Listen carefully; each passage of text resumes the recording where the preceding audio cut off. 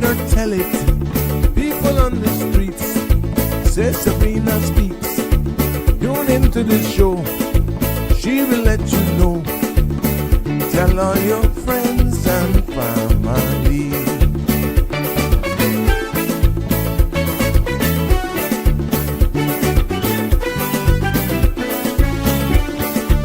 Real talk is no joke. You get the news straight up from grassroots and concerns. You hear some people gone.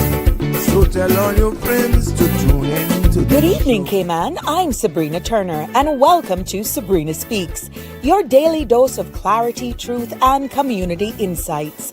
Every weekday from 5 to 6:30 p.m., we're tackling the issues that affect you, from national headlines to grassroots concerns. Whether you're in traffic or winding down your day, this is your chance to hear it straight and speak your truth. So buckle up, Cayman. We're not holding back. This is the show. We gotta let you know.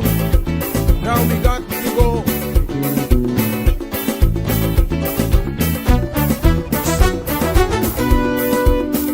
And now here's Sabrina.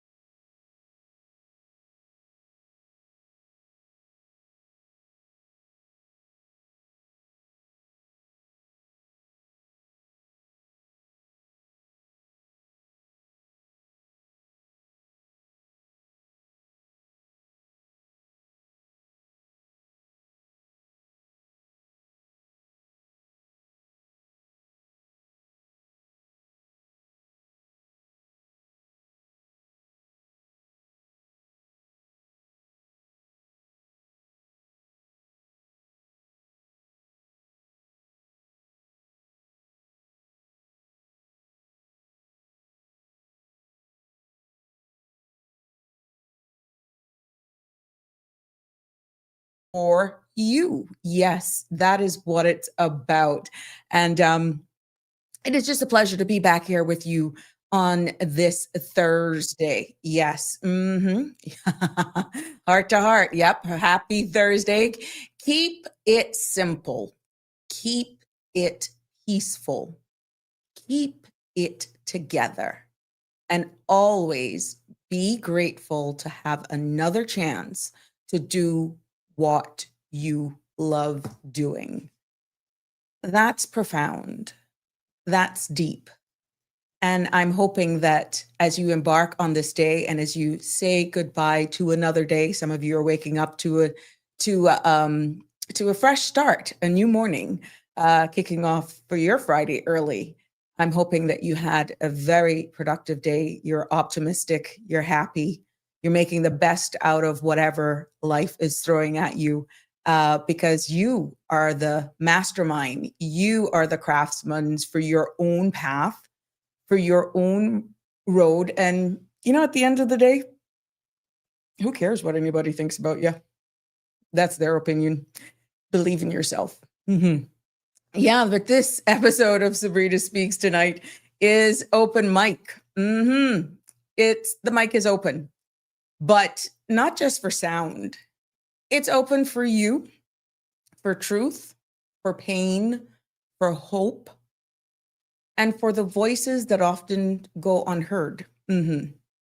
Because I want to hear from you. I want to continue to hear from you. As you know, Parliament is still ongoing. Right now, the debate is still on in regards to the Immigration Transition and Validation Bill of 2025. But this isn't just about legislation here this evening. It's about identity. It's about the quiet ache of feeling invisible in our own country. And it's about Caymanians asking, do we still matter? Now, I said today I was out and about. I was on the road, I would say, from about 10 o'clock. And literally, thank God I was coming against traffic with the motor vehicle accident there again on Shamrock Road across from Al Kebabs. Oh my God. Big Suburban, I think. Yeah, it was a Suburban. Looked like though it overturned. We had rain here today, of course, and the roads were very slick. And I didn't witness the accident. I just saw, of course, when the guys were moving it. But traffic was backed up from in that vicinity of coming into town across from Al Kebab and Selkirk Drive. I don't know what happened, but we're asking people to drive with extreme caution on the roads. And especially when it rains, it's that bend right there.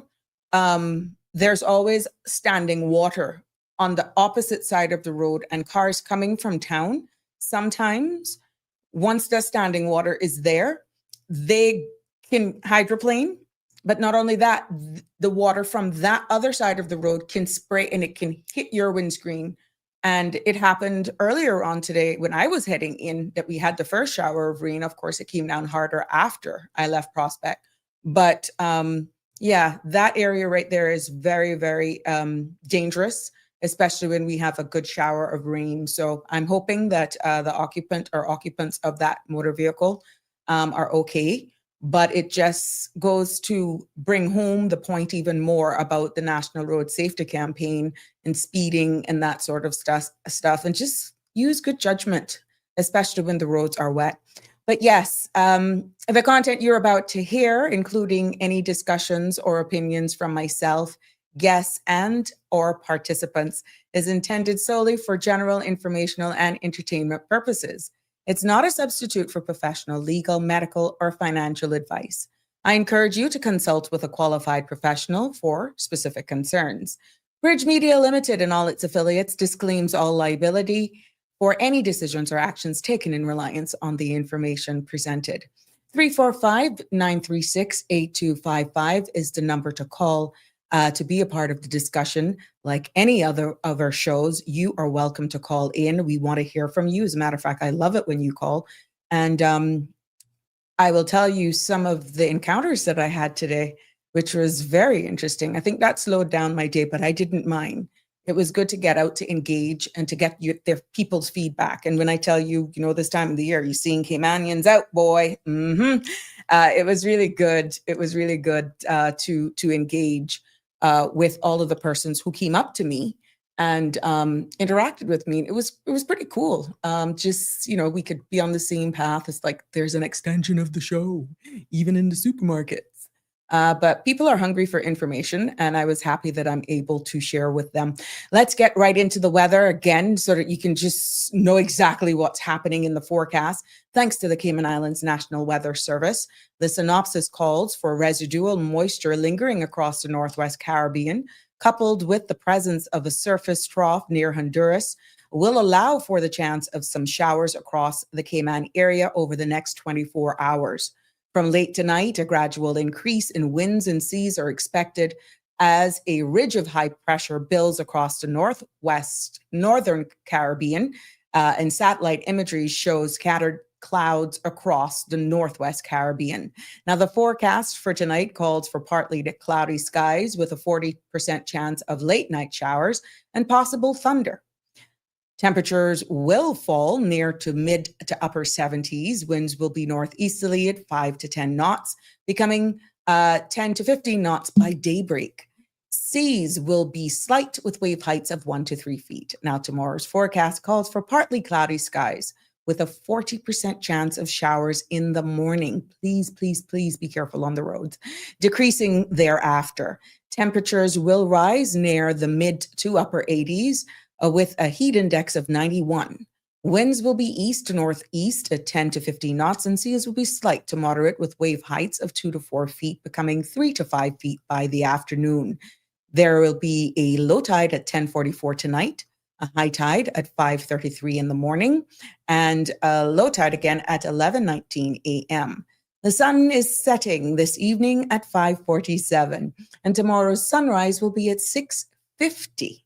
Sunset tomorrow evening, where's my honey bun Jimbo? At 5:47 tomorrow evening. The outlook is for moderate winds through Saturday afternoon. Thereafter, a decrease in winds and seas are expected as the aforementioned ridge decays as the high pressure system moves into the central Atlantic. Boy, that was a mouthful, but you know exactly how to plan for your nights, your days, your sunsets, whatever they're going to be. But yeah, that is how it's going to roll here in the beautiful Cayman Islands, the best place I know anyone could desire and want to live. And I am so happy that to call the Cayman Islands home. Well, you know, I found one birthday girl. Yeah, I saw a proud sibling posting her sister. Yeah, happy birthday, Rosanny. Weatherford celebrating her birthday today. And I'm going to do this on behalf of your sister, Tisha. Yes. And from all of us here on the Sabrina Speaks family, wishing you a happy birthday and many, many more. And for anybody that I have overlooked, again, and you're celebrating a birthday today, happy birthday from all of us here. You, I come into you. Just help us celebrate with Tisha's sister today on her special day. Happy birthday. Wish you many, many more. And I hope that you're being spoiled, not only today, but for the entire remainder of the That's not a big request, you know. You can actually demand that you be treated special for the rest of the year. Hint, hint. All the best to you, my love. Yes, yes, yes. Oh, you know how we roll here, girl. I gotcha. I gotcha. I will fasten the side on your page, so I just pulled the picture. Hey, darling. Good evening to you, my sweet. How are you, Miss Stephanie? How are you, my love? Happy holidays. Yeah, you got to take extra care and caution on the roads out there. It's really bad. And with everybody out, you know, doing extra shopping and that sort of stuff, there are luncheons that are happening. There, again, some organizations, some departments are actually having parties at night, and some are actually doing luncheons. So there's a lot of additional movement on the road this time of the year. Just be extremely, extremely careful on the roads. Hey, my love, Iva. How my Milo girl? Damian Henry, always good to see you. Oh, upgrade to professor now. Good God. Thank you. I acknowledge that, but I'm far from that. I am just so happy to create this space for dialogue, but it does not matter. It does not give the value without your feedback, without your participation. And I will reiterate, my opinion does not matter here. I am here to create the space, to deliver information, and to ventilate issues, and we solve them together, air it, discuss it. And I can tell you, they're listening. They are listening. And you're not going to get everybody liking you. No, we know that. Some people may not even like the style of how I delivered the show. But the mere fact that I have held my word, that my opinion does not matter on this forum, because this space is for you guys. This space is an outlet for you guys. And of course, I will bring topics that is out there, that's topical with what's local, what's regional. I've even spoken on things that has been regional as well. But you will never hear my opinion. I'm just bringing it to the forefront. My opinion does not matter. I'm creating this space. So if that is the atmosphere that some viewers may want, where my opinion is concerned, I'm sorry, the wrong space for you. Go someplace else. I have been a woman to my word when it came to when I started this, that this space is for you. We will learn. We will definitely share topics and explore them together and educate. And that's why I love your participation, every single one of you, Danny, Mr. Balika, Siobhan, everybody, because it's good to get all sides in their opinion. And you're entitled to your opinion. We just want to make sure that we keep it respectful, and this is the space for it. But I am telling you, they're listening. Marshall, it's always good to see you. Hello, Miss Dorothy. Connie Bonnie, how are you? Jim, please check in. Remember, you don't want to go back to the naughty corner for Christmas. The two of you, the two of you. Connie, I don't understand. You divorced a man, you threw out all of his clothes. I was the only one that's loyal, but you still want him to check in. You see? Boy, you women. Some of y'all, you are something else. Hello, Annie. How you doing, my love? That's right. Here, my friend. And I will continue to be the class clown. Keep all you laughing, you brute. Danny and them had you going last night, though. You said what? There was a lot for you to absorb.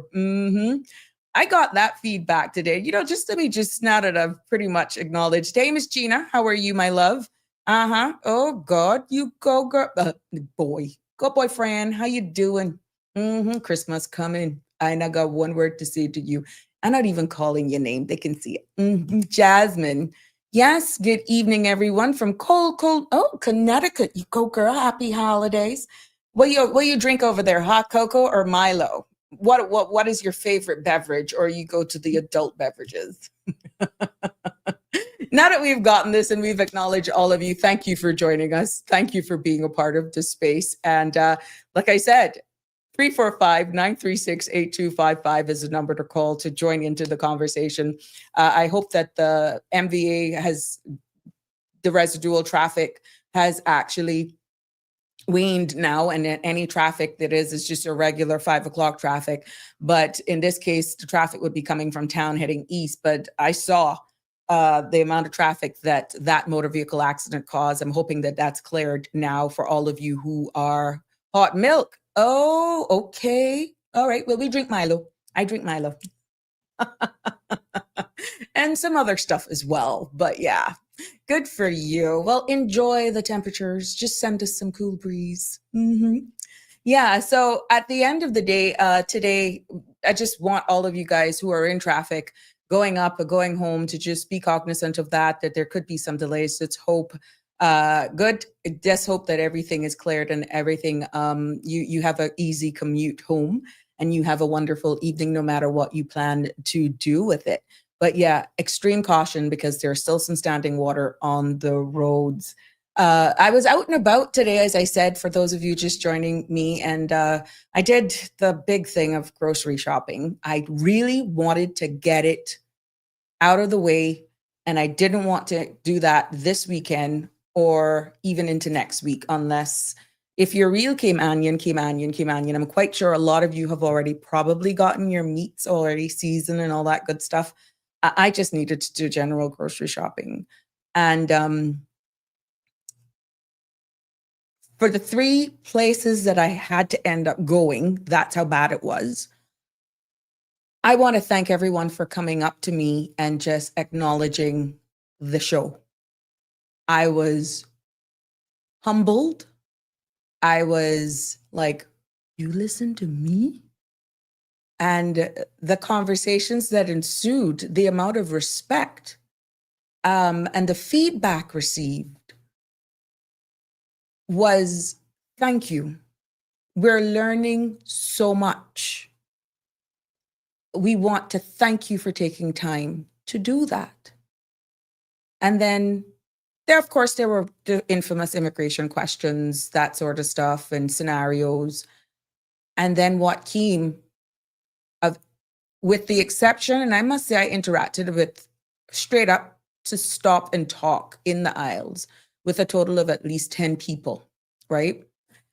And at the end or during every conversation, besides me being Sabrina and just doing my thing, at the end of every engagement, they went back to the immigration amendment bill that is being debated. And everyone, not prompted, said, it's too late now. Oh God, it's too late. You hear it from the first and the second one, and then it becomes a pattern, all different locations. And I'm going to tell you straight, price right, Foster's Camana Bay, and cost you less. 3. Yeah, I had to hit all 3 because some got what I need, what I didn't have, and yeah. It is, you shop for price. You shop for, and it was amazing. Then I stopped at the gas station too, and I was engaging. And everyone not related said the same thing. And you could see them actually deflating. And for the record, I met up with some of the first settlers, Jamaicans who came to Cayman that I knew for years, and some who are leaving, not Jamaicans though, at another location. They're going to be rolling over in March. So I said, what are you going to do? Because I know this is the only home their kids know and that sort of stuff. Oh, we're leaving. And we were just catching up. And what was unique again, even from Caymanians, it's just too expensive. And we're concerned. We're concerned that it's not, we can't afford. Respectful. One actually teared up because this is home. They recalled the relationships, the friendships that they've made here in Cayman. But that was profound, in a sense where these are people whose kids, and they wanted from day one, even though they were on work permits, they wanted their kids to go to public school, but they just couldn't because of the condition of their work permit. They wanted their children to actually mix with Caymanians. And they felt that the only how that would be possible, and that's if they had the privilege or the rights to be accepted in our government schools, but they understood.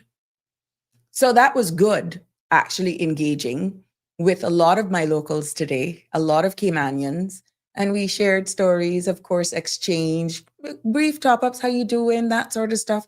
It really felt good. And you push your cart and you just engage. People give you a smile. I guess they're recognizing me. And then when they realize, then it's good show. I like you. Miss Sabrina, keep it up.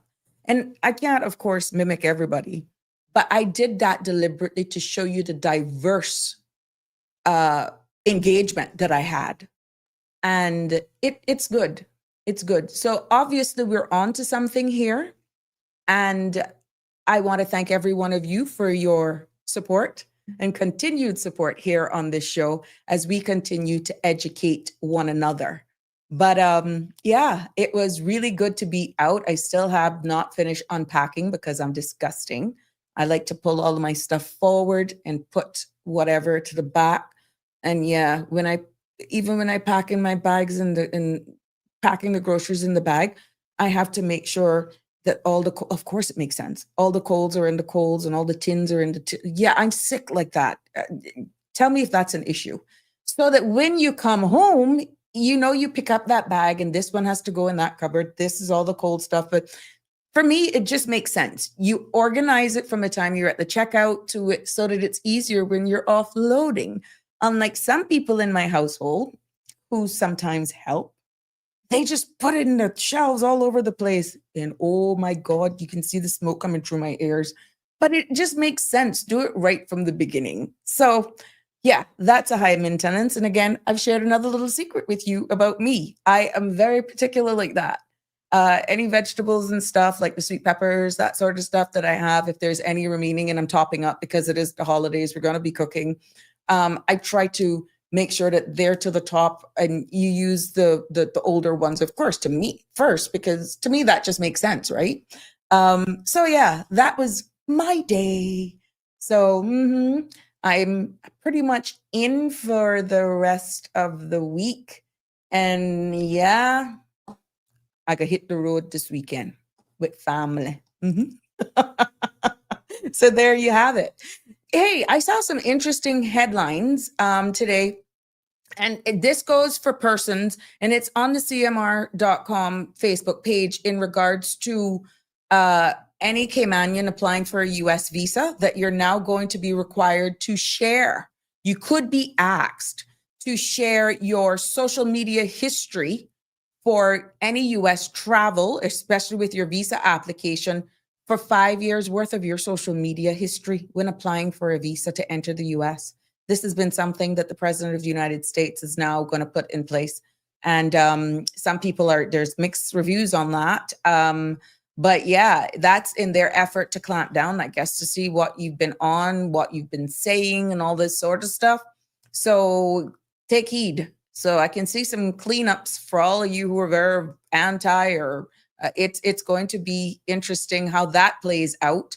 But for anyone who's applying for a U.S. visa, Caymanians or visitors, whatever, anything for an application to gain entry into the United States, you could be asked to provide 5 years of your social media handles for them to peruse your what you've been doing. So that is something to actually be considered.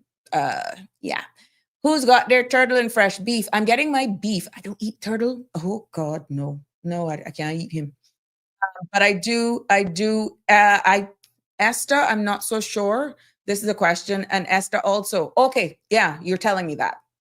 Okay, so that's for both. Yeah, so I was just reading the pop-up on as I get it here. And then I noticed Sandra did an article, but because of timing, I didn't get to read it. But you can go for the full details. But the key is you're going to now have to give your information, all of your social media history when applying for these things. So very interesting times. Some people actually think that that is another way of control. You have heard Denny and I think Miss Lisa as well speaking about this, and it's all in the line of digital control. And these are just little layers on top layers that is just being peeled away at your privacy. And if you want to go to that country, then you give up your information. That is what is being said. So is that just one phase of what's to come? I don't know. Let's see. Well, nobody want to apply for a US visa.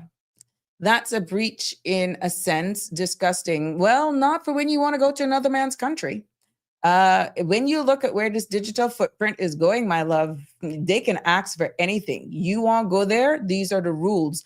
And when you flip that to what is happening here, or what we're trying to do, oh, that was another thing that came up with a couple of the people that I ran into at the supermarket. Why does this feel like Trump? Oh, I guess I got to be careful how I'm calling that name. Why does it feel like we're the United States? Yeah, that came up 1-2 times as well. And I've seen comments here on this platform that we need something like ICE. I've heard what little bit that I did catch of the parliament today. And I'm going to be very honest with you, I haven't. I've just been on the road all day. But what little bit I caught, they're calling for enforcement as well. We have been actually asking for that here. Enforcement is going to be key. The enforcement has to be adequately funded. They have to be trained and all that sort of stuff. But yeah, that was quite interesting that we're feeling like we're taking the stance of the US. So let's see. Only time will tell in regards to that. Yeah. Hina see people barely coming USA. Well, I guess there's still a lot that is hungry to go there, my love. Can't clean up. Oh, Connie is saying you can't clean up. They will know. Okay, that's your social media footprint. Well, everything is censored right now. Even here in this space, you have to be guarded because all it takes is someone reporting and you could be removed. And that is control, freedom of speech, that sort of stuff. What we've been doing here is more education, bringing an awareness to people what's happening.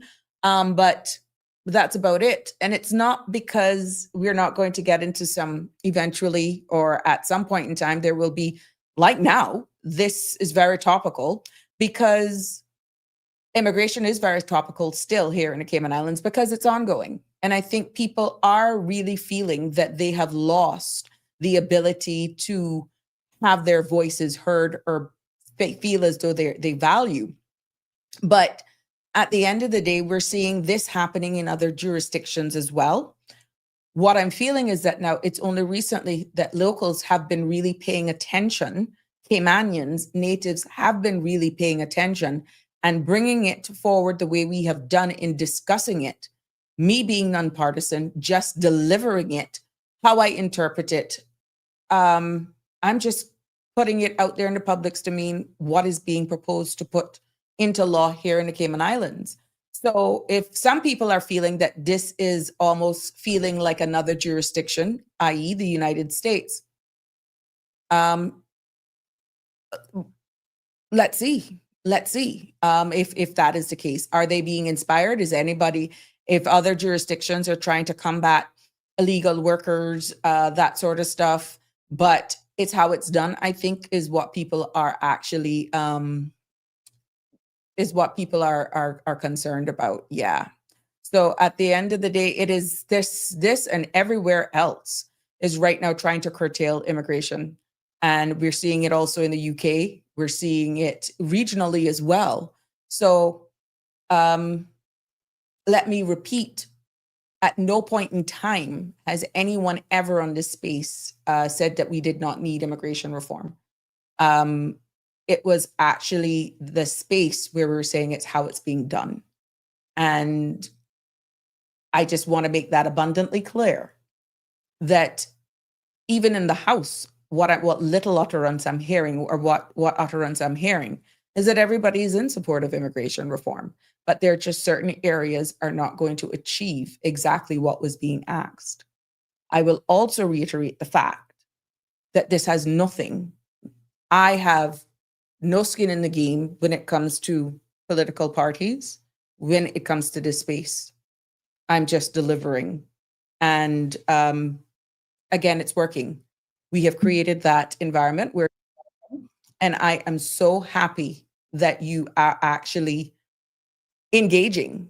So where we go from here, will there be consequences at the end of the day? I don't know. We just have to wait. We have to wait and see. And just let's see the outcome of it. Yeah. Good evening, caller. Welcome. How are you? Well, fine, thanks. Yeah, Sabrina, I'm just thinking, does everybody in Cayman now have to have a little drive where they have their radio calls, so that when they go in for, if you're a sort of person who needs a visa, when you go to the embassy, you give them all your phone calls to Sabrina Speaks, to the Cold Heart. That's why, sir, Mr. Malika, that is why I keep it nonpartisan as a host. And that is the greatest joy, because I have only been professional. I have only been diplomatic. Now, to tell you that sometimes inside of me don't be bubbling, it does, but that's not the environment that I'm creating here. And I must say publicly, you have received a number of compliments today, Kenny, Denny as well, from persons that I engaged with. And they applauded yourselves, Danny, Siobhan, and some of the other persons who even comment on the different platforms for their participation. So I'm telling you, people are listening, even though they're not commenting. People applaud you for taking time for your contribution, and you add that level of understanding, more so to the fact that now I think yesterday's episode and the day before, with the whole civil servants now being allowed to work in the private sector, that is scaring the bejeebers out of people. And they're like, so why can't they just slow it down? But bottom line is, when they're realizing now that they're debating this very same bill on the floor of Parliament, they're like, well, it's too late. It's too late. And you can see them just deflating. You see them deflating.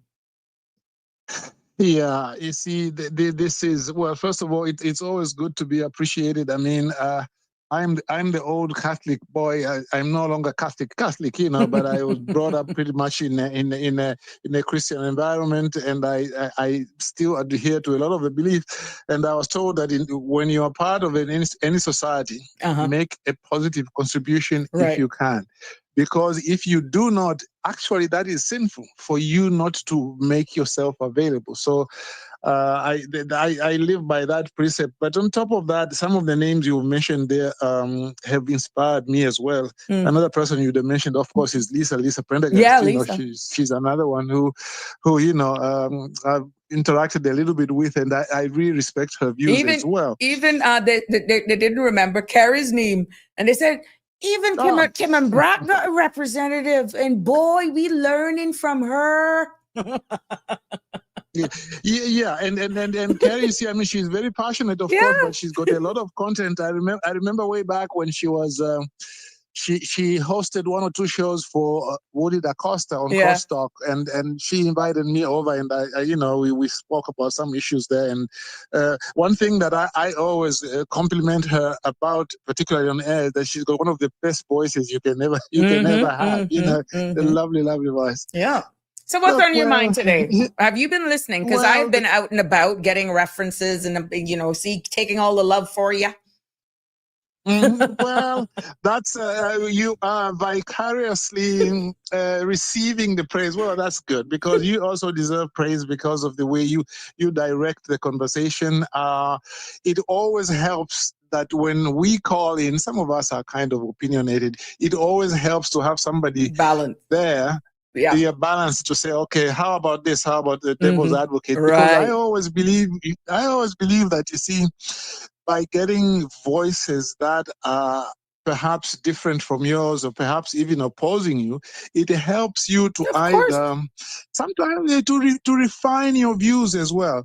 I always tell this story about somebody who came to my office one time in Cayman and went to my shelf and they found that there are all kinds of books. You know, I had books like extreme rightist views and extreme leftist views, and then the person said, I can't tell whether you are rightist or leftist because you put everything there. Correct. I have bought books that I know I will disagree with, but I buy them because I said I want to see exactly where this guy is coming from. Right. So it's one of those. Yes, you know, Sabrina, I've been listening to much of the debate. I missed some of the earlier ones. I listened to quite a bit to what Chris Saunders had to say and Kenneth, and I think Kenneth is still on the floor. He's still on, yeah. When they resume now, you know, he'll be talking. And look, I you know, just all these speeches, it's like, you see, they when I listened to Chris Saunders, he hit on a number of things. You know, he talked about not just failure of Caymanians sometimes to get jobs, but also underemployment, which is very often underemphasized. And I think Kenneth as well, he in his speech also mentioned that, because I know people in the Cayman Islands who have a master's degree, okay, and they work at the reception. Okay, how can that be? You know, working at the reception is a good thing, which people do, especially in the early part of their professions and so on. But somebody like this particular person had worked before in some assistant manager type of job, and then they've got a master's, they were hoping to move up and so on. They wound up working at the reception. No, that's not right. And I think Chris Saunders was quite right when he said, look, sometimes our problem is not even education. Don't tell me that these kids who have gone overseas and they've come back, they have to stay 2-3 years without a job. Don't tell them it's because they don't have the education. They have the education. And you can't tell them that the problem is because they need to upskill themselves. When you have people who are even less skilled than them constituting part of that 40,000 people who are on work permits. And I think all these things, I mean, he was so right to point out about those things. And I like the fact that he also emphasized that the enforcement is really 50% more or less of the issue. And what he tried to do, I like what he tried to do, because he gave these figures like from about 2011 to about 2024 about how many status grants were being given. And basically the point he was trying to make, and I think he was justified in making that, he said, look, at the time when he was minister in charge of immigration, he put together this board with Richard Barton, Steve McField, and a lot of other people there. And he wanted to sort of like ramp up the enforcement. Mm-hmm. And he gave the figures. He said, in if I recorded them correctly, I understand, by the way, they are available on the eso.ky website. Right. Like in 2020, they had 416 status grants. 2021, 519. 2022, 576. Then 2023, which is about the time he was minister, they went down to 266. And then after he left, 2024, they went up to 1,567. Okay. So basically, to me, he didn't make the point very directly, but he seemed to be saying, look, I caught a lot of flack being minister and trying to be tough and to reduce some of these grants so that we can balance out the issues better. But I paid the price. And so I just think that it was very good. I advise people. I haven't gone to the website myself, but I understand these figures are there. It's good to go to that website. Can I inject a little bit? Sorry. Can I inject a little bit? Mm-hmm. My memory serves me well, is that there were pending applications that just weren't being looked at. It's not that people actually, did not apply. They applied. It's just that at one point the board was not dealing with any, which is again illegal. So yes, it's an issue. And so the numbers would have gone down if the board was not looking at the applications. So of course the numbers would be down, but it's not that people were not applying. So the numbers skyrocketing was them trying to play catch up, because for whatever reason, they stopped. And the law didn't give them the right to not process. We're lucky. We're lucky that there's not a lawsuit. Because once they met the requirement to apply, what would be the reason for delay? Yes. And that issue you've raised now, it makes me want to raise 2 points. One is directly related. The other one is about the legal implications of delay. But the first point is that, yes, you see, even in my debate, my views, I've always said that the number of 1,567 is very high because of the backlog. Correct. Because the previous year was 266, yeah, which was it's a like backlog. almost half of the. It's a backlog. It was a backlog. Now, it's very interesting why that backlog was there, because there was some talk, unconfirmed, that they were trying to see if they could amend the law, okay, at about that time, so that people could be considered under the new, more restrictive laws, but they were not able to agree. I understand it might have been strategic, but then when they failed to do that, then they just cleared the backlog. The other theory is, well, they just had some logistic problems, and so that's why that happened. But so at the end of the day, the way it looks, it was like the trend was kind of up. If you look at the ones, not very steeply, they were sort of like between 400 to about 600. Other 2020, or rather 2011, they kind of started going up to about the 600s and so on and so forth. They were trending up in a very slow kind of way. But you see, at the end of the day, I like that he gave these figures, but then it now makes me think again about what Kenneth Bryan was saying. Kenneth today said, well, look, you are not telling me where Cayman is going to be in 10 years' time, because you are giving status grants and PR to certain people who actually some of them you don't even know how many children they have outside, because once they get that status, they are going to bring them over and so forth. And to me, I think it dovetails with what we are talking about in terms of in the past, how much grants you have given, as well as this issue of, do you want to grant more status than the natural Caymanian birth rate? So you see, they are all saying that and so on, but just I would have loved answers to some of the issues that have been put out there. But let me mention something. I'll come back to immigration, but let me mention something before I get away from what Chris was saying. He touched on something relating to committees of parliament. You see, what he said is something which I have also said some time back, Parliament, doesn't really scrutinize in great detail, if at all, a lot of these reports which are laid on the table of the House.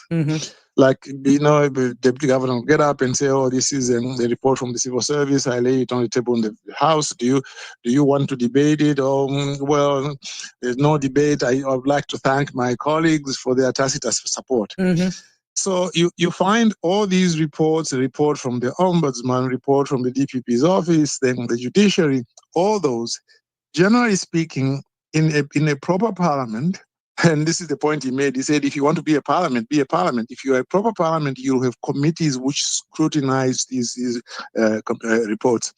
For example, one very common committee in the UK and other Commonwealth countries is a Committee on Government Assurances. The Committee on Government Assurances, you will know that, having been a parliamentarian, is that every time you see a minister gets up and says, oh, yes, we'll look into that and we'll report to the House. We'll look into this. Okay, we can't give you a direct answer now, but we'll get back to you. But there's no mechanism where you can formally do that. Exactly. It's just the minister sometimes says, okay, fine, I'll go to the minister's office, or the backbencher will say, I'll go receive. No. Once those assurances are made as to what they will do, this committee compiles all those promises. And then it follows up from Parliament. They've got even some backup staff who follow up with ministers. Oh, the committee is inquiring, Minister, you made an assurance on such and such a day that you provide certain figures. Do you have those figures? Do you see? That way, you better perform your checks and balances in relation to that. So, but basically, what Chris was saying was, we need a set of committees to do the different things so that they can be checking what the executive is doing. And the other thing he mentioned was, you see, for the amount of money, he said that politicians make too much money to be coming down that's what he said, too much money. Politicians make too much money to only be coming down to Parliament, which was justifying why he said he needs these committees. But what I noticed by being there for the time I was there is that because a lot of these reports are being tabled many times years behind, it is a thing where I took office in 2021. Ministry of Health has outstanding reports that goes back almost 2 or 3 administrations before I took office. Not years, but administrations. Administrations, at least 2 administrations, but they're backlogged for years. And again, it's a long time.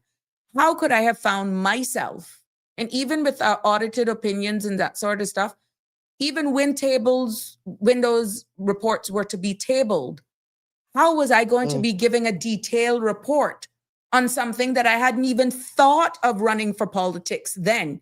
Because what it then does is open up room to be questioned about the said report that you're tabling, and you go and you expound on it by the opposition, many of which were in office at the time when those reports were written, but they weren't tabled for whatever reason. So just to give you a picture of why sometimes you will have ministers, when they table a lot of these reports that were preceding them, that were actually written before they even got minister. I was told you're setting yourself up for questioning and how you could justify it. But go ahead. I mean, I'm just learning that now, because that these reports can go that far back. Because they're catching up. Some ministries are worse than others.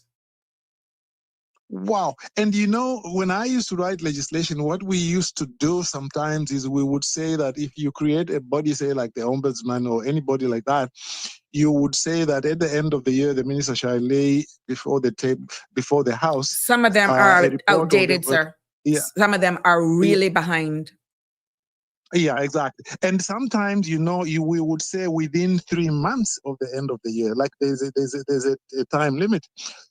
It seems to me that either some of the legislation doesn't have that provision, and even those who have that provision, then it is not being complied with. Mm-hmm. But then, well, that would be very interesting, because then if they are going to bring these committees in at some point, They got catch up. then they have to work on that. Yeah, because there's no way that you're going to be debating something that took place, My point.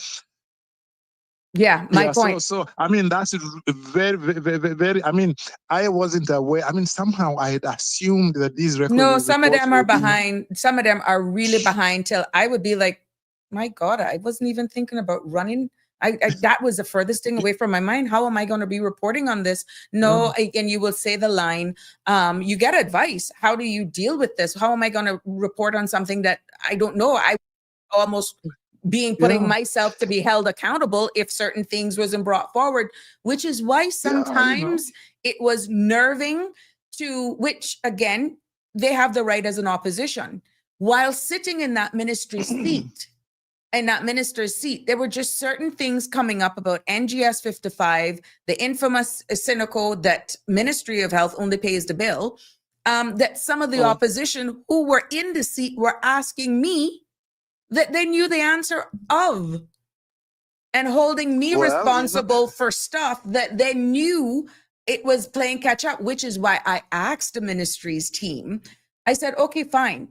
We got elected to open up after the pandemic, right, in 2021. Why isn't it, am I not able then to prioritize reports during my time so that I can report for during my time?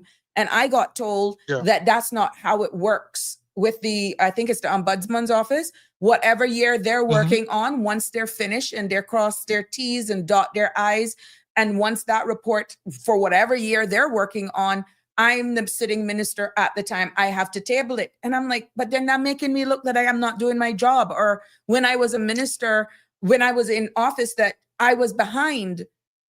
But unfortunately, I got slapped with that. Yeah, because what you are underlining is really, well, that's the way I understand you, which is that, look, the idea of tabling the report is not so that it can just go there and be filed. The idea of tabling a report is so that it can be debated. But if you are going to submit it at a time when the period and the minister to whom it relates is not there, then what is the point? Correct. So in other words, what the system really you're just tabling it. It's a rubber stamper. You're just No, it's not, and that is not supposed to be the intention. So what they really need to do is to appreciate that these reports have to be in good time, because the purpose is to debate them. Because if they are not debated, then the people who are suffering are the public. Look at, for example, what is taking place right now, without getting into too much detail about it, with the ombudsman. Okay, she's in dispute in her office. Yeah. I imagine that she would have had some reports in the last, she's been there, I think, about 4 years, she would have had reports which were sent over there. To me, it would have been good if these debates had been debated. Like, for example, if, say, they've debated her report and they found her, the manner in which she makes her decision and carries out her duties is good, and then they would maybe pass a resolution commending the way she's doing the work. Then if somebody comes up and says, oh, she's not doing her work properly, people will say, hey, look, her reports in Parliament are always looked upon as having been properly done, and she's been doing her work well. So you see, this is how you hold institutions accountable. Look at, for example, also the office of the DPP. It has had a little bit of controversy.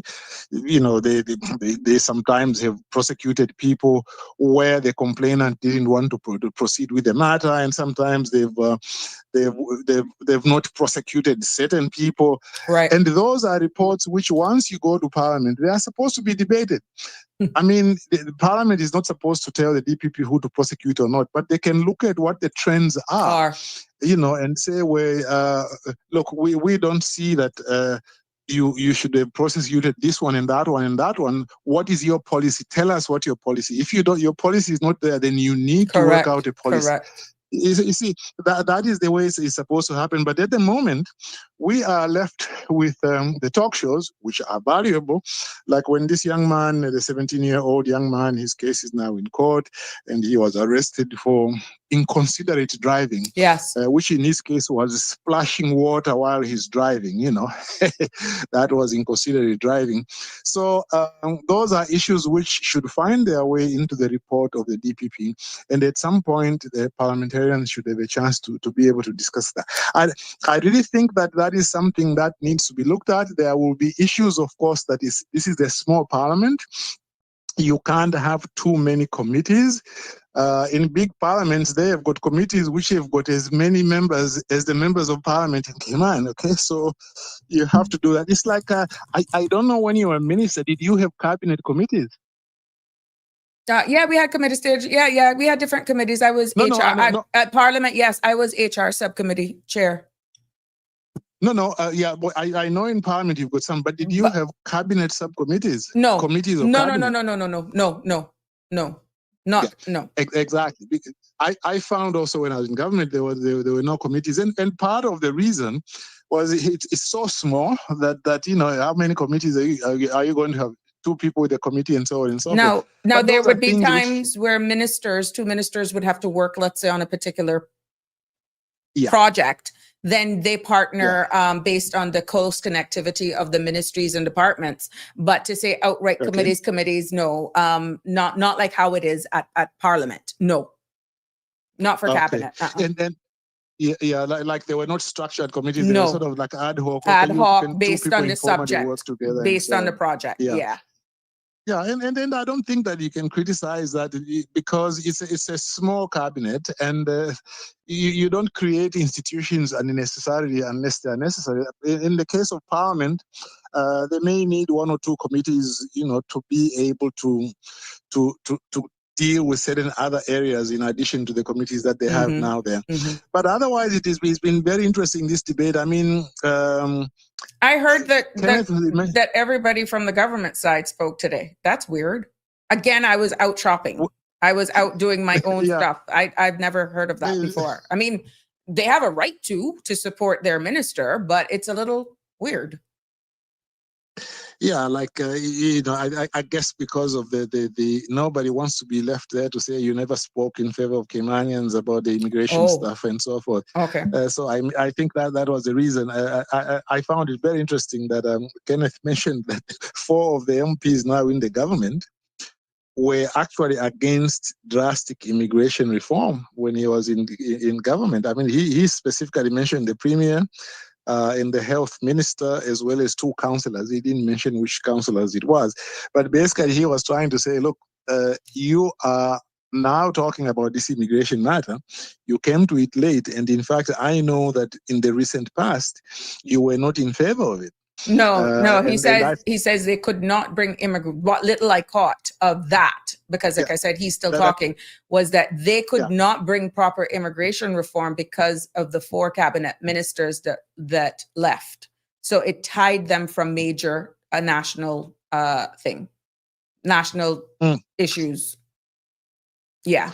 Yeah.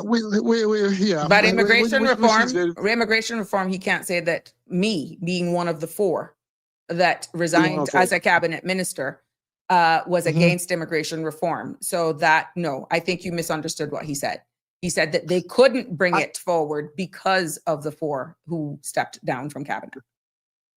Oh, I thought that when he was talking about the health minister, I thought he was talking about the current health minister rather than when you were health minister. I think he mixed. Whatever happened is a spillover now, but from then, what I did hear is that certain legislations that they would have wanted to bring forward, they were shackled because, or they were slowed down because of our resignation. Now I hear what you're going to now. If other conversations ensued afterwards, then he said that after I switched off or I was down. Okay.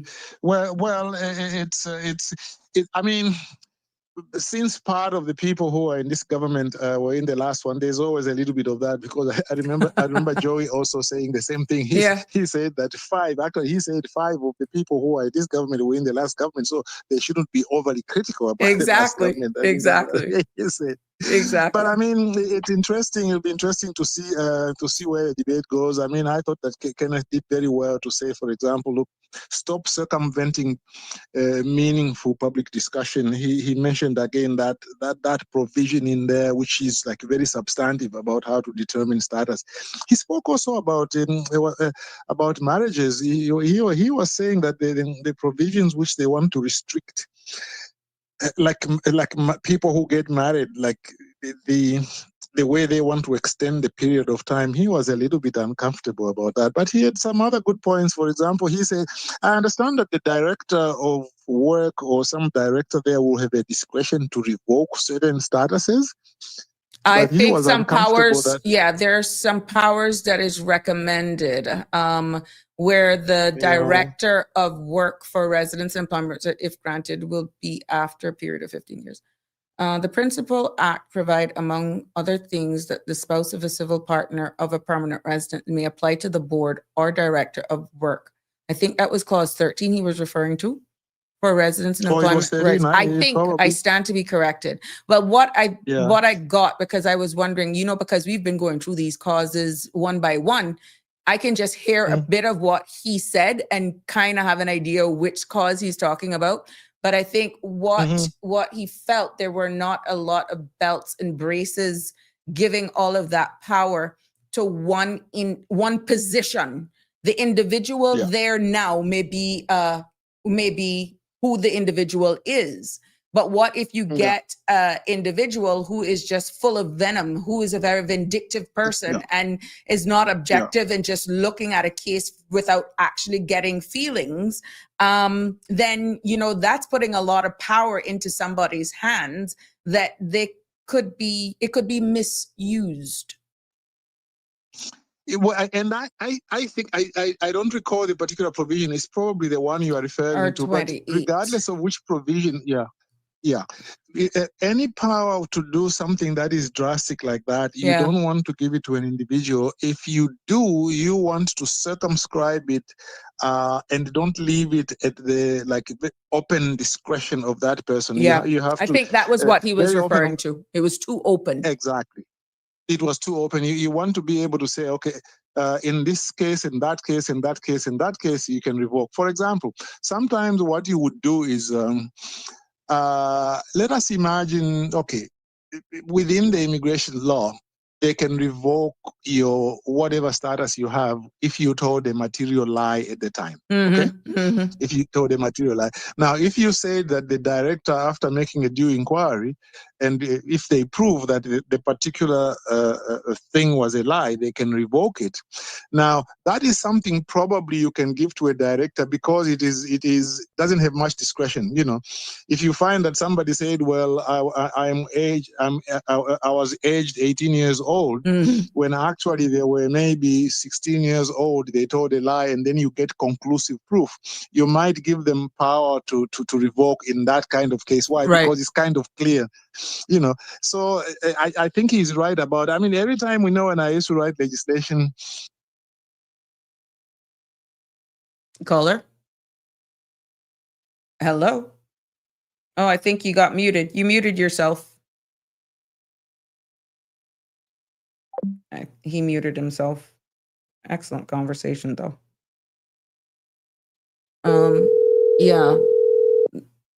Georgetown Central was really referring to all the power without guard. You muted yourself accidentally.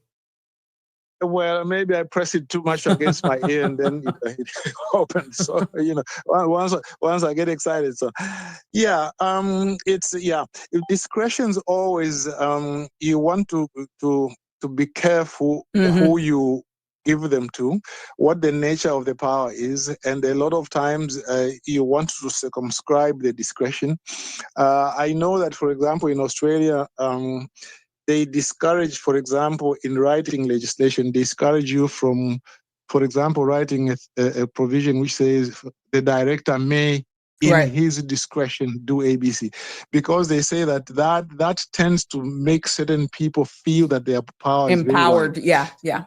Exactly. You must just say that he may do ABC, and then even then you have to look at the power you are giving and see if you can circumscribe it so that it can be properly guided. Now, sometimes you can circumscribe that power by policy directions, but that's much more difficult for you to supervise because it's not Correct. legislative and it can change anytime. So, I mean, all those things I think are a very good point. He spoke about regulations as well. And the speaker reminded him to say, well, but you see, there's no legal requirement that regulations should be made available. But I think his answer was also good. I mean, the speaker was right in saying that. But it also what he was trying highlights to the say, point. Well, if you want it in there, just change the law. yeah, exactly. You know, and he, these are things, again, I always say that the law is made for man and not man for the law, if we can borrow from the Bible, you see. If the law is there, but is it good law? Right. Okay. And in this particular case, I think you will say, well, although they are not obligated, but I think politically, considering the subject matter, it is very emotive and so on, that they should be able to do this. We'll see where this goes. He also mentioned something about. He said he was going to ask for a division because he was going to ask for an amendment to one particular clause where it says that good Caymanians who something for marriage, for love, that they're now being penalized, having to remain married for 15 years, whatever it was, he says. And again, this is me just doing what I have to do, and I retaining all of this, which is why I have to go back after these shows in the night and really go through what is being said in Parliament. But I'm happy that you're actually listening today because I was out and about. He's planning on making an amendment, and there are just certain clauses, there are just certain sections that he has some serious concerns about that has been also aired here, that the public has would not have had an opportunity to even know what's coming. And he feels that is not fair to the public. But all in all, quite interesting what I picked up on is that it would be, quote, political suicide to vote against this amendment. That's what he said, yes. He said, look, whatever you do, we'll vote for it because there's some good stuff in it. But really, we need to have more consultation, take it to January. And also, there are some things he would like to be removed or changed. But otherwise, he basically said, oh, look, whatever you do, we are going to vote for it because there's some good things in it. So, but that doesn't address some of the even seem concerns that the opposition outlined. If you realize what that is saying, it's like, we have to vote for it because it could be political suicide, but yet you acknowledge there's some damning sections in there because we don't know what's going to happen at committee stage amendment. Let me tell you something, just being in layman's terms as honest as I can, they're caught in between a rock and a hard place because the esteemed Georgetown Central Minister as well, and that came up a couple times when they were throwing jabs at each other, which is not of importance right now. People just want to know that they're there to do their job and hoping that it'll be done in the best interest for them. That he's one of those that had this big billboard crying for immigration change as well. Yes. You understand? So they're all in between a rock and a hard place. And that's the accurate description because, look, if you say I'm not going to vote in favor of it, yes, you will be interpreted as opposing even the good things that are in it. But you're not protecting Caymanians and that sort of stuff when there's some gaping holes in it that you're still in the same vein killing Caymanians. Exactly. So you see, it's like, what do you do? Okay, you don't. There's a lot of stuff there, as you're saying, killing Caymanians, killing the young people who want to get jobs and are working hard. They've got some qualifications, and yet you are not able to agree, and which is very. It's very interesting that they agree we want immigration reform. We want to ensure that. Oh, in fact, he touched on a very sensitive topic. he said, you know what, if you do not watch this whole thing about status grants, we will lose as indigenous Caymanians political power in this house. He Yeah. said that. Yeah. Okay. Now, if that is what you are trying to prevent, together with preventing being a minority, trying to sort of like, pull that back and so forth, if that's what you are trying to aim at, then why aren't you listening to these people who are saying you must put You a cap see? on grants? Yes. Yeah. Yeah. Let me tell you, it is a difficult position to be in right now, having this conversation. Mhm. And I feel that the whole call, the whole cry for just slowing it down just a tad bit, whether or not it would have made a difference, which was aired here yesterday. People are saying, now that we're in tune, now that they're almost apologetic for, some people didn't even know that there was a meeting at Mayor Miller Hall. Some people, they didn't hear about, the town hall meetings. Not everybody listens to certain radio stations. You see what I'm saying? And not to say that a good campaign was not done, or whatever you want to call it, that was done. Public consultation. Yeah, public consultation. Nobody's not saying that it wasn't done properly, but were people paying attention? And this was something that came up in a conversation that I had today in the store. I said, the sad thing is, and I've said this even while in Parliament, it looks as though my people only become vocal on bills when they're being debated on the floor of Parliament, because they do not attend the public consultations. And you could see the individuals just looking and saying, I said, this is why you need to understand, for example, this is what I'm saying to myself afterwards. And I'm like, oh, but I'm saying these things like they should know. Honestly, you would be floored how much people just do not understand the operations of how it works.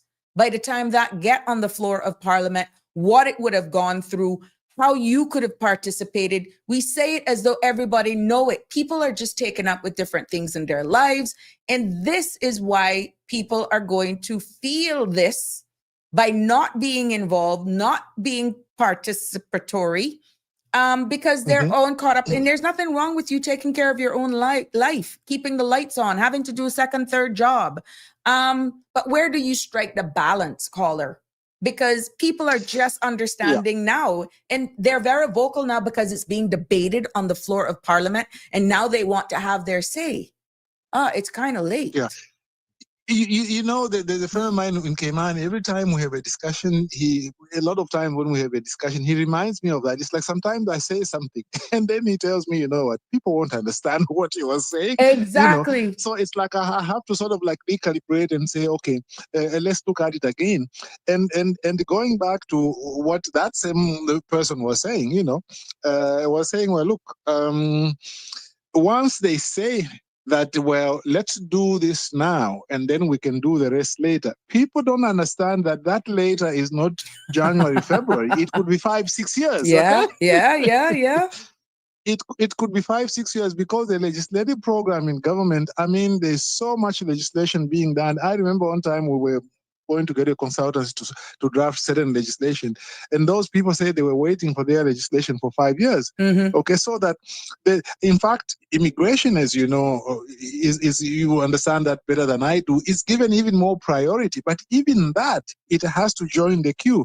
So people shouldn't feel comfortable to say, okay, if we don't do it now, we can do it later, because that later could be a number of years. And politically, personally, I would think politically for government, they would do well to accept this proposal to push it to January, because the people who are asking for it to be put off are not saying let's put it off for 6 months. In fact, they don't want that. They are just saying, give us about another month maybe so that we can look at it again. I think politically it will be good for government, because if at the end of that they can't agree, then government will be able to say, look, we listened to the people and we gave people a better chance, and we've consulted with the opposition, but really we have been unable to agree. Now, I'm hoping that they would agree on more things, but even if they didn't agree on so many things, that this government will be able to say, look, we tried, we just did not agree. At the moment, they are looking like they are rushing it. We have decided, no more discussion, this is going to be the law. It's not looking very good politically. If I were their political advisor, and I'm not a political scientist, so. But how do you do the balance then with people just realizing, and for those of you who know me, I says, oh, Wi-Fi chipped out. My Wi-Fi chipped out. Oh, Wi-Fi is back. It's like ding, ding, ding, ding, ding.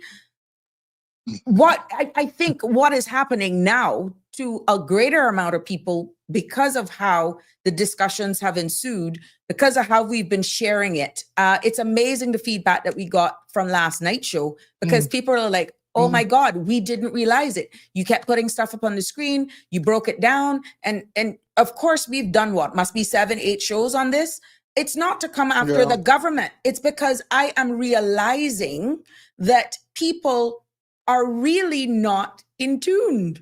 And if they are finding this time of the evening and we can share in this space to educate the public, this is by no means coming after the minister. And that's another thing.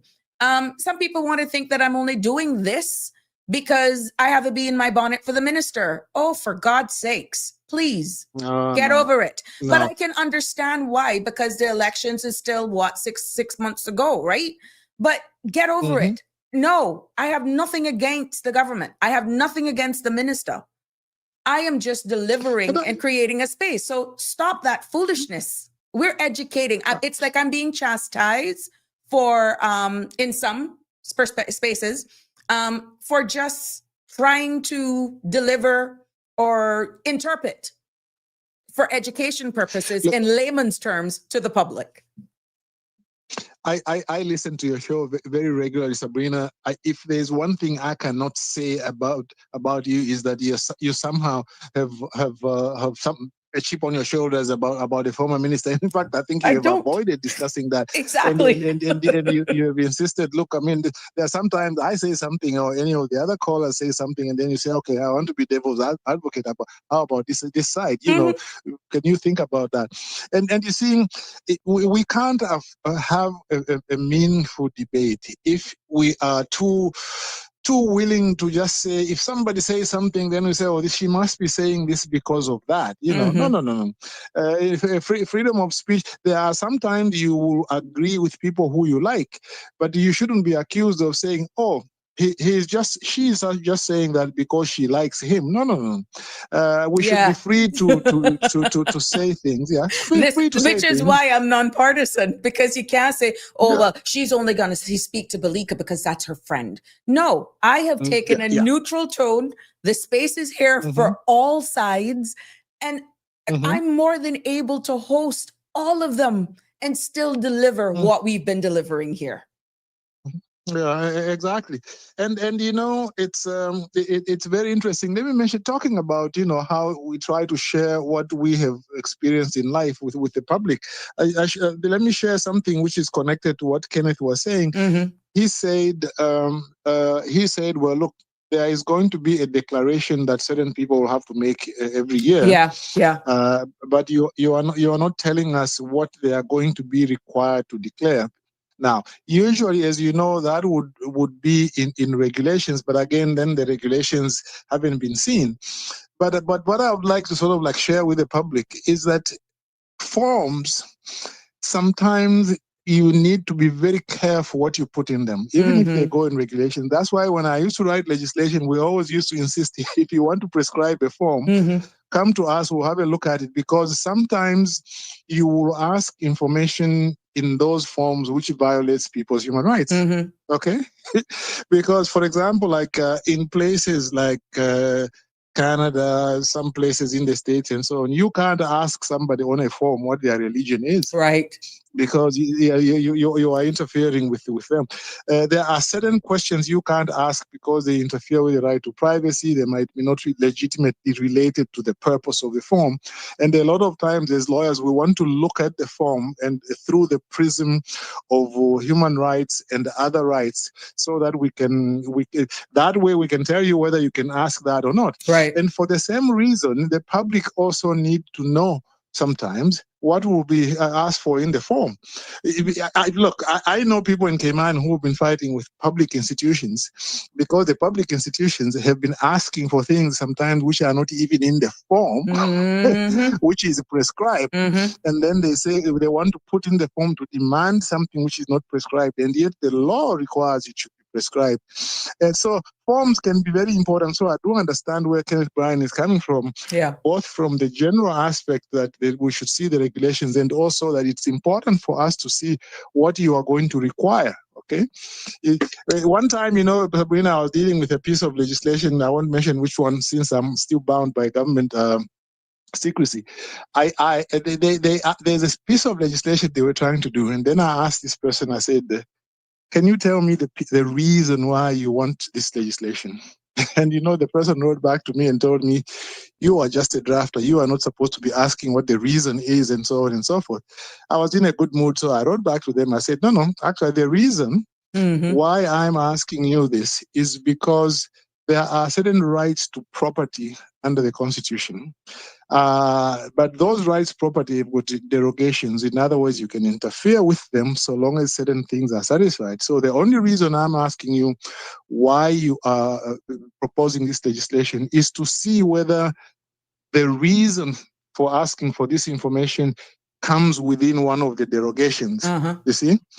And yet the person thought that I was actually trying to help him, but the person thought that I was interfering in policy making and so on. But when I explained that to them, and also I showed the guidelines that we had to show that the drafter is supposed to be given the full policy reasons, because the policy reasons may be legally significant, the person accepted that. Now, by the way, that's one of the things I was trying to teach in government, but I never got a chance to teach many classes. I taught some. So. Right. But otherwise, what would you say to the fact that it is now a general consensus, of course, based on what we said earlier on, that it's going to actually pass with some amendments, obviously amendments. So it's going to be interesting to closing, because the minister now has to do the closing. Yeah, the closing statement. Because now, and I think you remember they still show the committee stage discussions on TV, do they? I remember there's a part where they go through certain things and they do it clause by clause. That is supposed to be public, if my memory serves me well. There's a part where they actually go through, they come out of the whole sitting now, and then they go into committee stage, and that's where you can, it's more relaxed a bit, and then you go through it clause by clause, you read the bill, you go through each section, and you make sure, and any amendments, then you, under the various sections, the standing orders, you then make the necessary amendments. It's that time that you can possibly have some questions being asked. So and I like it that they do that public now. I think if you go back far enough, they used to do that, in private. Yes, the fact that they do it, the fact that they do it publicly, even if it is committee, that is really good, because at least we can get a little bit of a chance to hear what those 17 amendments are. Although it's too late to change anything. Wow, it's funny you said that, Sabrina. I mean, this is very useful. Well, today you've also given me a little bit of a lesson, because this is why I think people like yourself, who have been outside the system, have been in the system and come back, you learn certain things, because I didn't realize that those reports are like some of them. There like was an exercise. Remember now, there was also an exercise in order to do a cleanup. But of course, some ministries are much bigger than others. And then I know people hate to hear this, but COVID as well. And then it was a case where there was a point where there was short staff, and I'm only telling you what was told to me, because I'm like, okay, but just cover the time that I'm in, because then you understood the importance of bringing the cabinet paper, talking about, and of course you'll have it in a synopsis form as to what the report contains. But then you wouldn't have known, because that, first of all, would not be under your administration strategic policy statement. It's nothing about what you wanted to do. And then here you are now having to table this on the floor of Parliament. Oh, stick a pin. Remember when 2021 that we got elected and everybody thought that we had gotten elected and given ourselves a raise because it had to be reported? Yeah. Yeah. We had to report that, and we didn't give ourselves a raise because the former administration knew that the right thing to have done is that they should have tabled it, right? But yeah, guess what? They didn't get back. They didn't get elected, and we had to table something that we gave ourselves raises. You got almost crucified for the sins of others, you know. And then people were saying, why did you take it? Well, we didn't take it. We didn't take it. We didn't take the, there was an uplift or something. Again, I'm mixing up. I could be mixing up the two, but there was also a COLA, I think, that we did not take. And, but the whole thing about tabling these things brings back the point, because we had to table something that we did not do, but in the public space, we gave ourselves a raise in 2021, which was not the case. No. Well, it's good that there's no death penalty. You would have been gone, you know. Exactly. But I mean, for people to understand that, it goes right back to why you will have ministers who are now tabling reports that could have been from another administration, because they're just now cleaning house, getting caught up, because it has been brought up in the Auditor General reports, years and years of being a backlog. And whoever's sitting in that ministerial seat now, they have a constitutional mandate to deliver that on the floor of Parliament. Yeah. Making it look like it's what you did. Yeah, and you know, some members of Parliament can be so hard to say, well, come on, you are still technically responsible because you are in the seat. Yes. But, I mean, as a factual matter, it's unfair. Correct. You know, yes, you have to answer for it, and you have to explain what the problem is. But at the end of the day, you were not there when it was being done, you know, and you were not part of the decision. Correct. But well, that was Sabrina, interesting. It was very, very interesting and very educational for me as well. I have to get back to the MPs and see what they are doing. You know, maybe we can have some further food for discussion tomorrow. All right, let's see. Oh, one more comment, just in case you want to weigh in on this. Tartarian said, people had ample time to open their mouth and speak up. It's not the government's fault. It's the people's fault, who don't care to pay attention of what is going on in the islands. What would you take away from that? Yeah, that one, I think there's validity to it. There are some people who don't know how the procedure is, therefore, so they don't know where to speak. But it really, if you didn't go to any of the town halls, or you didn't send in things, yes, I agree with that you know, that messenger, you know, that we have to pay attention. You have to make the effort to pay attention. You don't just wait and say, well, I hope that it will flash on your computer. You have to go to the government website and say, okay, what is there? What is under the Economic Statistics Office? Where is the bill? And you have to reach out to your MP, like Daniel was saying, I think yesterday or day before. Reach out to your MP, like, be proactive and go out there. Don't expect that they are going to always, you know, like, directly contact you. I think that person is right. We should always make the effort. It's our government after all, isn't it? It is. So. Thank you so much. Always a pleasure to have you here. Take care, Sabrina. Always a pleasure. Same here. Yes. Cheers. Tomorrow, bye-bye. God's fair life. Yes. Take care. Yes, there you have it. So it's quite interesting, and I agree with some of the person's. No, not agree. I agree with the comments that you made here. To be honest with you, seeing it now from both sides, where you will have persons who you will go out, let's say, and you will say, "Do you know this is happening?" I don't know, child. I don't know. What are you talking about? And they're having a total conversation, a big conversation about a national topic, but they're oblivious of what's going on.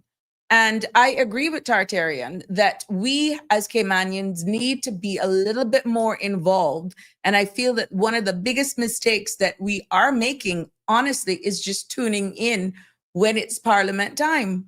Because yes, it is almost too late when a bill is on the floor of Parliament and then you're having the masses speaking, so to speak. But yeah, we have to tune in, read the online, I guess, newspapers, whichever one you choose, if not read all of them, because you get different styles of writing and how stories are being presented. But this space, again, anything with laws, and I know a lot of people may have thought, okay, why is she taking on immigration? I'm comfortable with it, number one. Number two, I also brought to your attention that there were other bills that were being tabled and passed that we did not even speak, because what was actually happening was this topic on immigration became very loud and people were asking questions. So, of course, other bills that could have implications on our day-to-day lives, how we operate businesses and all that sort of stuff, could have actually been overlooked because a lot of the focus has been paid on immigration, okay? So what we're going to continue to do is, moving forward, I will make that promise to you that any of these bills, even if it's a synopsis, we don't have to have like 6-7 courses or episodes on it unless it warrants your demand for it, is to just break it down, because I'm seeing where there is hunger for this style, so that you will know what laws and stuff are actually going to be going before the House, and we can break it down. So it's not because it's immigration, or it's because of the minister, or it's anti this government. No, this was a topical subject. I've heard persons saying we need to know how we can actually remove takeaway status from those who've already been granted. We need to just get stronger laws and all this sort of stuff. And I'm like, you need to understand where you're coming from first. And long before this white paper, this bill even made it in the public's domain, I did a number of shows on immigration because the questions were coming in. So I think moving forward, it would be in the best interest to present to you in this space, have shows on legislations that is coming through, and that requires me doing research and your participation. This is the only how we're going to know about it. I try to break it down as well, the process of how something becomes a bill, so that you will understand the process. It looks as though, because this particular bill was so topical, that it may warrant me doing and presenting another episode for educational purposes as to how things reach this stage and what happens before a bill actually gets filed to Parliament. Because then you will understand what your responsibility is. I'm happy that you're all tuning into this podcast, these shows. So I will use this opportunity then to be as informative and educate you as much as possible on the operations of government, okay? And should the need comes, any form of legislation there is, and I welcome any persons in the legal field to join me to come and expound in layman's terms, and we can hash it out here. What I'm noticing is not a lot of people are able to, and I'm hoping with this public appeal, and they're seeing how good it's going, how these explanatory episodes have been, that I will find persons wanting to do it more. There are going to be things that's going to be impacting our financial industry. We've seen where the cable now is going to, what that means, the fiber optic, the Maya cable for connectivity purposes and all that sort of stuff. Remember, I gave a brief synopsis on that, and I predicted this is not going to have any problem going through. It's common sense. And so say so done. Look at what bill right now is on the floor of Parliament that's being heavily debated. Immigration. So now you understand why it was a good idea then, thanks to Danny, even though I could kill him. And you've appreciated it. Now you're trying to say, give us at least another 2 weeks, another 3 weeks. Can we just give us 3 weeks so we can absorb this, get some more information on it? That's up to them, but it looks as though it's going to go through. Now, there's another stage, a set of amendments we're hearing to the immigration law that is forthcoming and in short order. Now, what that is about, we don't know. Maybe you'll hear in the closing, maybe you hear about it closing of this bill, because the minister who tables this bill, he opens it up for debate. And that's what has happened today. Even members of the government supported him and all that sort of stuff. And of course, the opposition can speak on it. And then at the end of all of the persons who wish to speak and point out certain things, the last say in closing the debate is the same minister. Now, all of this time, his team and himself would be making key notes in order to wrap up and sometimes to answer certain concerns that were aired, certain issues that were aired in the debate, and then that almost like a closing argument. And then it goes to a vote.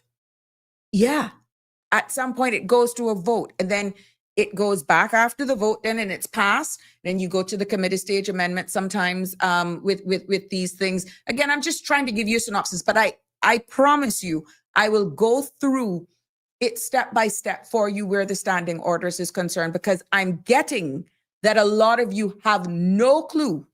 And some of you really, until you hear the discussion now, like, we don't care. That's what they're there to do. But now that you're seeing the good, the possibility of bad, what can I do? We just want them to slow it down. We're not saying to end it. You're feeling like, oh my God, we missed an opportunity because guess what? You didn't invest the time.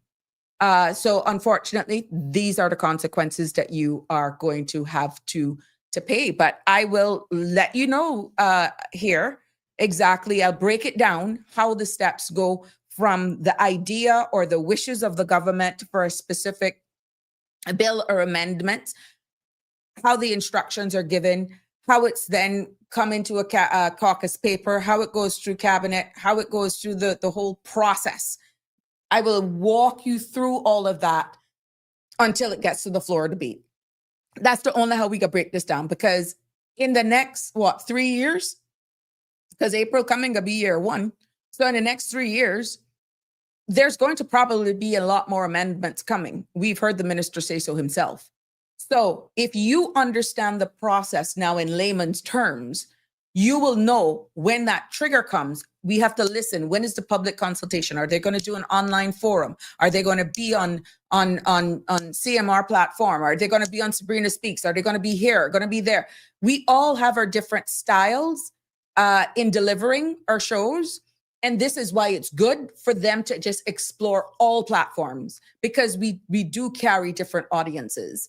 But I make that promise to you for 2026. I'll keep on the legislation. If there's something that comes out, I welcome persons to give their feedback in laws and that sort of stuff. I think somebody had in a previous episode that said I needed to go through one other law. Please, if you're in tune, leave it in the comments so that I know exactly which one that is. I think it was Damian Henry a little while ago, something, I could be wrong, but there was one particular one that I think people were crying out for, and just time would not allow me to do it. But if you're tuned in today and there's a particular law that you want us to go through in layman's terms, just leave it in the comments. Good evening, Danny. How you doing? Not bad. You sound like you had a day like me. Yeah, I missed most of your show, actually. Well, I'm going to publicly tell you like what I told Mr. Belika. You got loads of compliments today. People love your contributions. You and Mr. Belika and Siobhan, and even Carrie got kudos today as well. So people are loving your contributions. Congratulations to you all. Well, I appreciate that, but I have to ask something now. When am I going to get some feedback on people's thoughts so that we can hear what it is that we need to be talking about? Well, that's what I just asked. So it's going to be interesting. I said it here and I will say it up until the 19th. Give me your feedback so we can build it for 2026. Understanding now, of course, this space is taking shape and what people want. And we're willing to do it. we're all game. I just want to make a couple of quick comments. Go ahead. When you were talking about the government being in a difficult place, Mm-hmm. I don't think they're in a difficult place at all. Mm-hmm. I think it's fairly simple. If people are asking for the more time to have proper public consultation about the contents of the bill, then I mean, any wise government would say, sure. I think it's foolish politically to just barge ahead as if the public isn't saying anything. Mm-hmm. So I don't see that as being between a rock and a hard place, unless your agenda is not to take the public's views into consideration. Mm-hmm. Then that would put you in a difficult place if you did the consultation. Mm-hmm. But I so unless that's what they're telling us, it's pretty straightforward. Right. It's not unreasonable. In fact, when you write government and you're looking for a response on something that might have a degree of difficulty for it, Mm-hmm. to it, they might think that it's okay to not respond for like 6 months. Mm-hmm. Like, so after that period of time, then they start saying, well, maybe it's starting to get unreasonable. Mm-hmm. So you're telling me that the short period of time that we're being unreasonable in expressing concerns about the bill? That's nonsense. They may And the not see it comment, as being unreasonable. They may not see it as they may just be saying, look, we feel it's enough time. We got to do this because there are other amendments coming. And my next comment was going to be on this idea that somehow we're just, don't like the minister, or it's, all of that kind of nonsense. Listen, I talk about issues, whether the person that I'm talking to likes me or not. Mm-hmm. It doesn't, like, to me, I remove the personality, Right. and I talk about the issue. Okay. And so even if it was the case that I didn't like the minister, you wouldn't actually tell that in Correct. me talking about the issue. Correct. Because Because you're focused on the about issue. the issue, Yeah.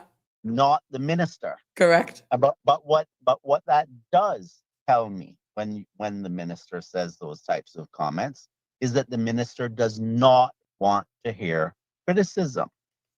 And that is not a good attitude to have as a policymaker, because there's always going to be questions and concerns about policy. Mm-hmm. That is the push and shove of debate. In fact, when Billy was talking about freedom of expression, think about it for 1 second. If the only thing we said each day was, I agree with you, I agree with you, I agree with you, boy, would that be a boring show. Oh, it would. Okay, so one of the primary reasons for which you have conversation is to resolve conflict. Yeah. Okay, so in most instances, if you have a useful issue to raise, you're saying, well, we have this challenge here. I think that we should resolve this challenge in this way. And then the other person will say, well, no, I think we should do it this way. Mm-hmm. And so just because you have disagreement doesn't mean you have to have hate. Right. Right. But if it can be shown that what is happening is that you absolutely do not have any regard for people's opinion, then perhaps you shouldn't be a policymaker. Because that is not a consistent with the principles of a free and open democratic society. Right? And there's a reason we have a right as a freedom of expression. And you think about freedoms not as something you can do. Mm-hmm. Don't think of it that way. Think of our freedom to express ourselves as a restriction on government, because that is what it is. Mm-hmm. In other words, when the government is doing something or saying something, they have to respect our right to freedom of expression to say, I agree with you. I have a little concern here. I have a question. I'm deeply concerned about this, whatever the opinion happens to be. Right. The government cannot tell you you can't have that opinion. So to suggest that you just don't like the minister, that's why we're coming up with these things, is sort of like a backhanded slap at the right to freedom of expression. Because they can't directly come out and say, sit down and shut up. Shut up. Yes. Yes. Then they Right. come in a different form. Right. But I've seen all of this before. I don't worry about it too much.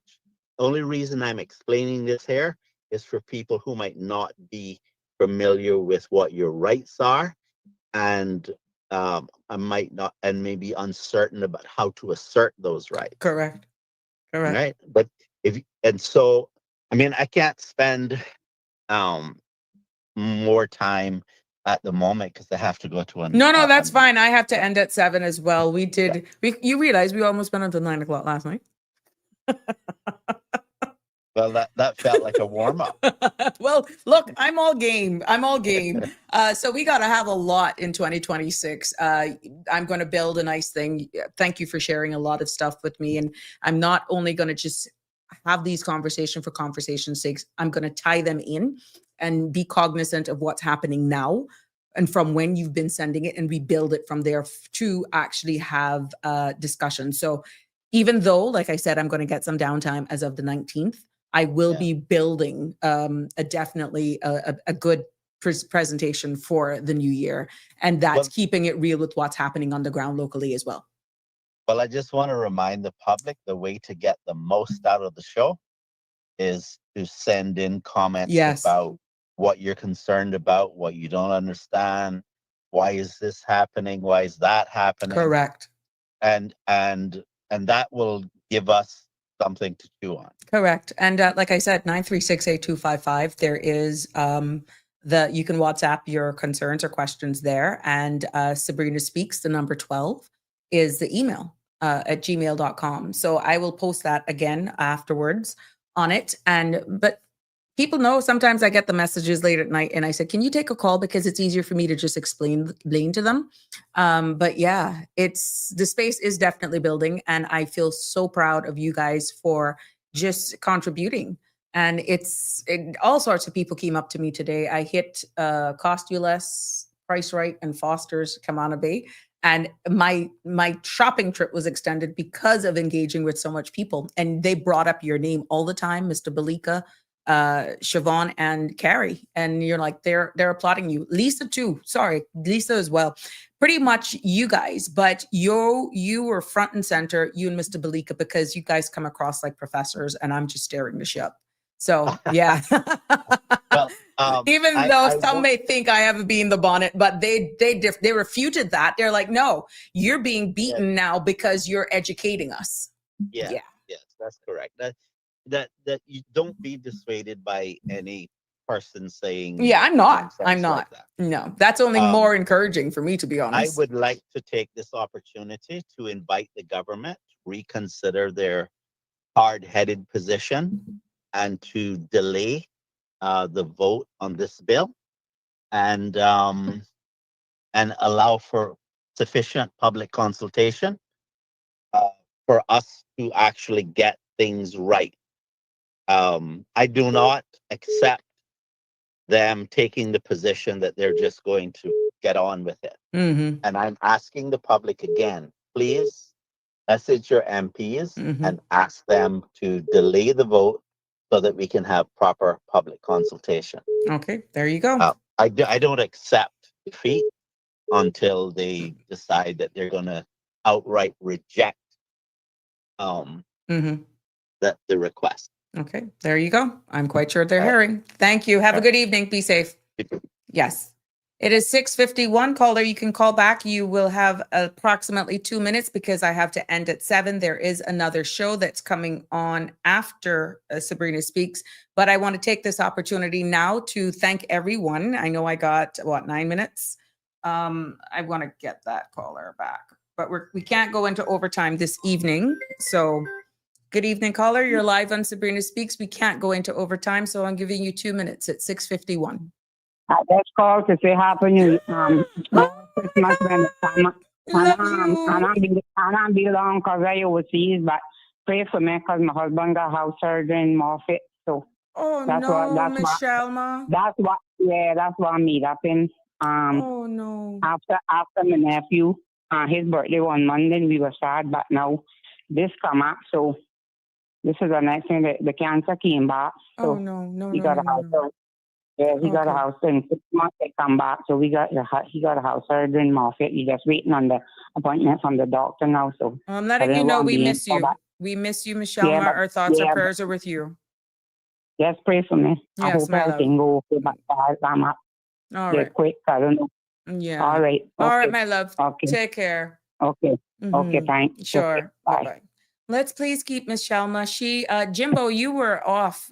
Miss Shelma had a tragedy in her family in Tampa. Her brother or her nephew got in a motor vehicle accident. He died on the spot. So she has been in Tampa since just before Thanksgiving.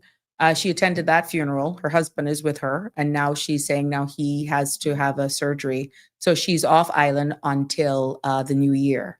So that's why you haven't been hearing from her. She's not here. And I thank her. It just goes to show the connectivity and the togetherness of this family. But she's not back yet. She just wanted to keep her family here in tuned. You could see the excitement in my voice. You see in my face and hear it in my voice. I really miss Michelma, but I understand that she's in mourning. And now, unfortunately, she's now gripped with other bad news.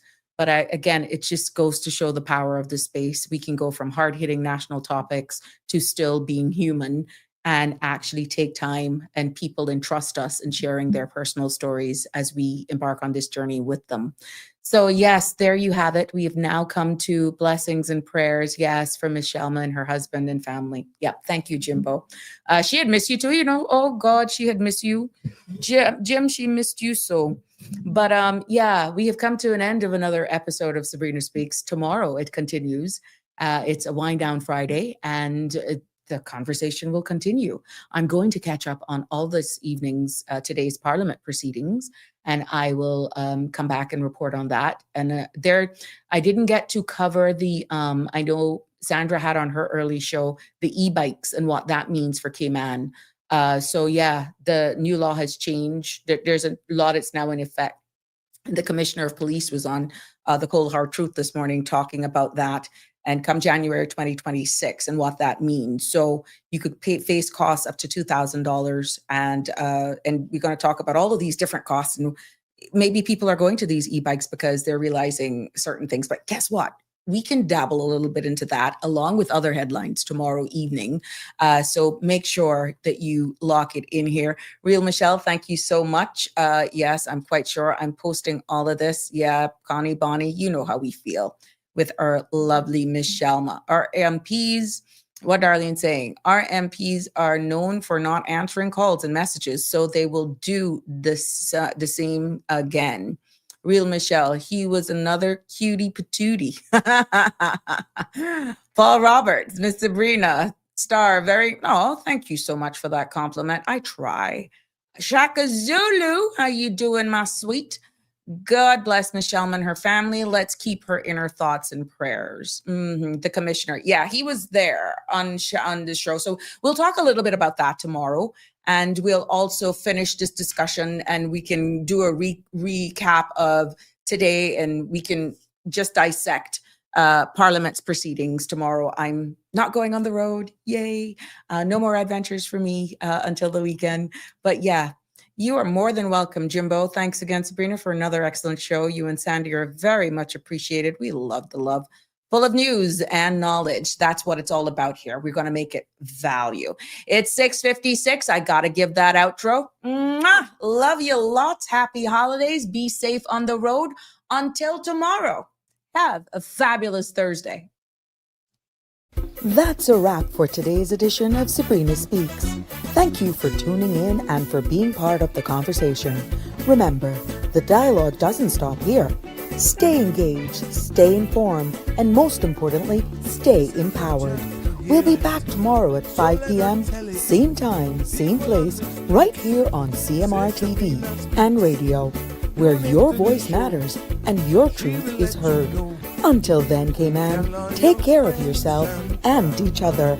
That's it for today's edition of Sabrina Speaks, where your voice matters, your story counts, and your truth is always welcome. Join us weekdays from 5 until 6:30 p.m. right here on CMR TV as we dive into the topics that matter most to you.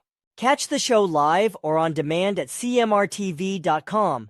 And don't forget to follow us on Facebook, YouTube, and Instagram so you never miss a moment. Until next time, stay informed, stay engaged, and always speak your truth.